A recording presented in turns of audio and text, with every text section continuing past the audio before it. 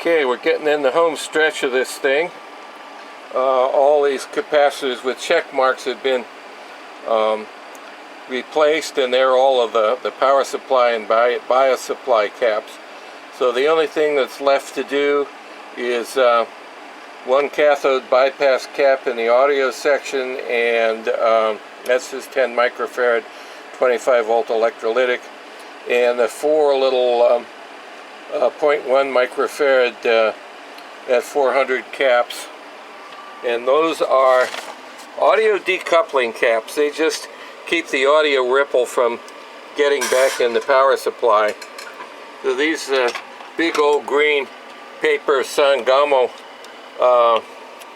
capacitors, these green things, are going to be replaced by these little mylar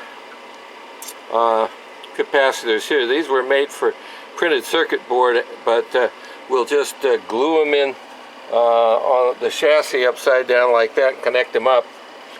This is what's happened to capacitor technology, is this big paper thing. This is just wax paper and foil wrapped up in a plastic envelope, has been replaced by mylar and probably film deposition on mylar. So they're extremely small and super reliable. These old paper things just go by the wayside. These will probably last a millennium or two. So that's to be done. Over here in the corner, tucked under this little transformer, is an electrolytic, and that that big thing is going to be replaced by this. And this thing's got 100 volt voltage rating, and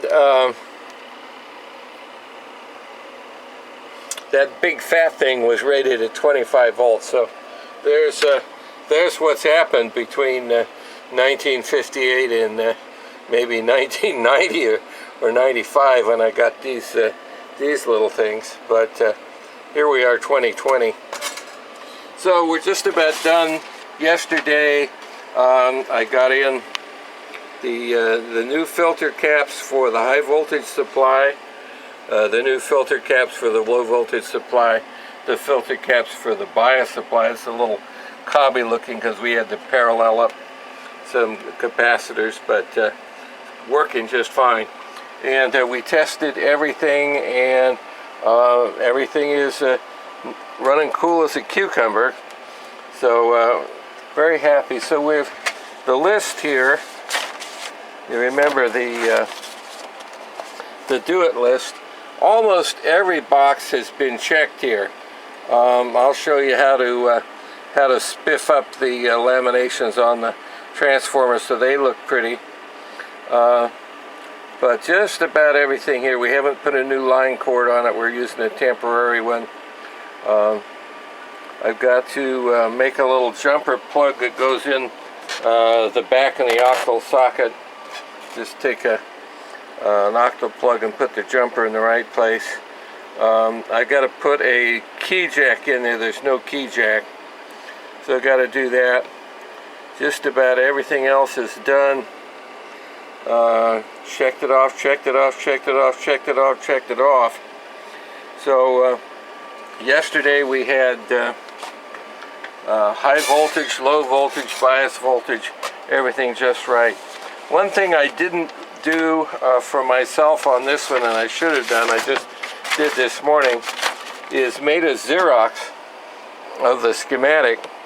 This is a marked shop copy, and that's so that I can mark on this. One good way to keep track of what you're doing, remember we made a list of capacitors to change, is just mark every one on the schematic with a highlighter, and as you're going through, you don't have to hunt for them on the schematic. They're all marked out for you. If you don't know what you're going to do, if the radio is new to you, start with the parts list in the manual, and everything that says paper capacitor or says electrolytic, you write it down on a list like this. You find it in the schematic, you mark it. You find it in the radio, And often what I'll do is I'll take a felt tip pen, and everything that's going to come out, I'll put an X on it like that. So there's no problem finding this stuff. Just go through and put an X on everything that's going to come out of there. I recommend replacing them one at a time. If it's the original wiring, you can cook up the new component to where the old one was. But if it's one that somebody else has replaced, check it against the schematic and make sure they didn't make mistakes.